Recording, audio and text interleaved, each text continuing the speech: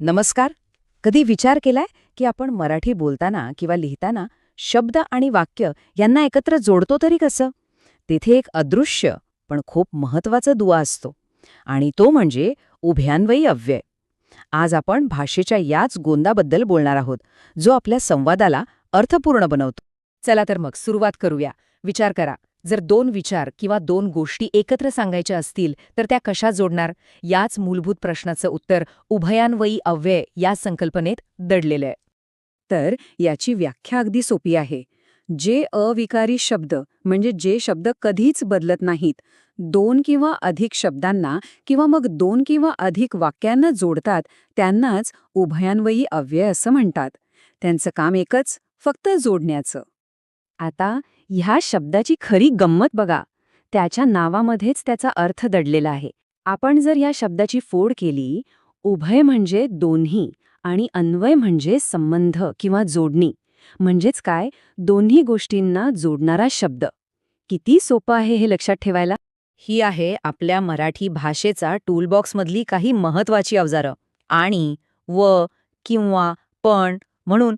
अरे, हे तर आपण रोजच्या बोलण्यात किती सहज वापरतो, नाही का? आता आपण बघूया की हे शब्द वेगवेगळ्या प्रकारची कामं नक्की कशी करतात. चला पहिला प्रकार बघूया, जोडणारे शब्द. नावावरूनच कळतंय, हे शब्द दोन सारख्या विचारांना किंवा गोष्टींना एकत्र आणण्याचं काम करतात. चला पाहूया कसं ते.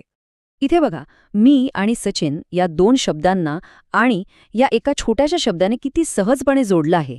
या एका शब्दामुळे आपल्याला कळतं की या दोन वेगळ्या व्यक्ती एकाच क्रियेत सहभागी झाल्या आहेत. आणि हे उदाहरण बघा. इथे व हा शब्द पिलाने केलेल्या दोन वेगवेगळ्या क्रिया जोडतोय. पहिली क्रिया आहे मान बाहेर काढणे आणि दुसरी आहे किलबिलाट करणे. व मुळे हे स्पष्ट होतं की या दोन्ही क्रिया एकापाठोपाठ घडल्या आहेत. शिवाय हा शब्द तर या जोडणीला एका वेगळ्याच लेवलवर नेतो.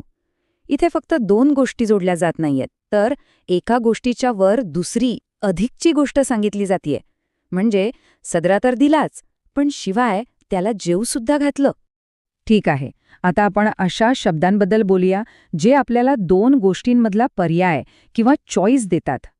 किंवा आणि अथवा हे शब्द आपल्यासमोर दोन शक्यता ठेवतात. एकतर तू ये, नाहीतर नको येऊ.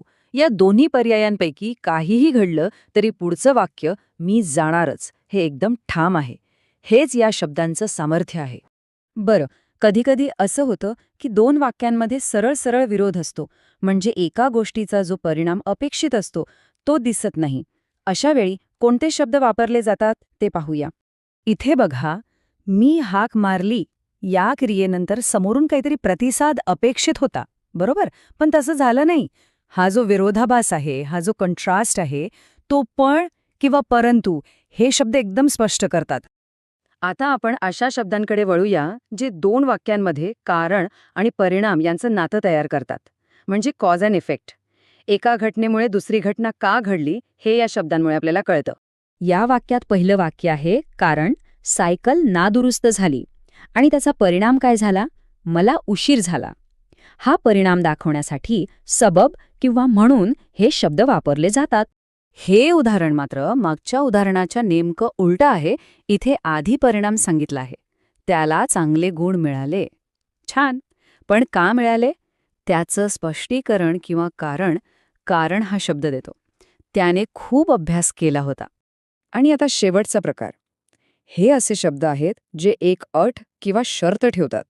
म्हणजे जर एक गोष्ट झाली तरच दुसरी गोष्ट होईल.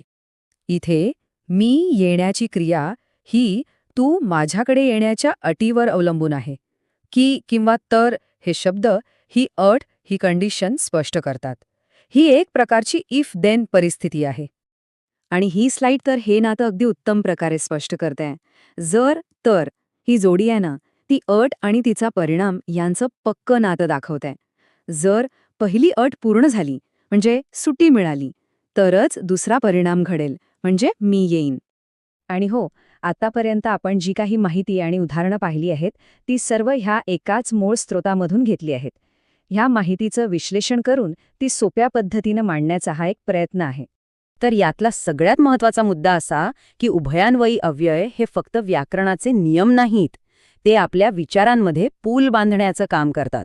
त्यांच्यामुळेच आपल्या वाक्यांना एक तर्क, एक कारण आणि एक सहज प्रवाह मिळतो, ज्यामुळे आपला संवाद अधिक अर्थपूर्ण होतो. जाता जाता हा एक विचार करूया.